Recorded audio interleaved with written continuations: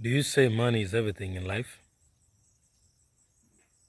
Well, I say no, because no single amount of money ever bought a single second of time in life.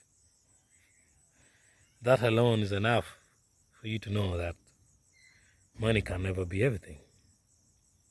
Well, it is important. We all want it. That's true.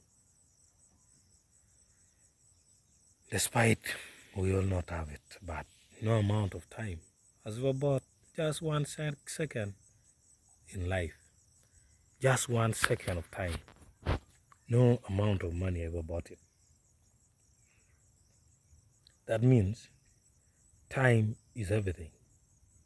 Time is what we need beyond reasonable doubt.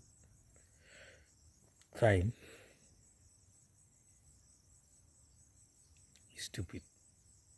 Time is fucked up.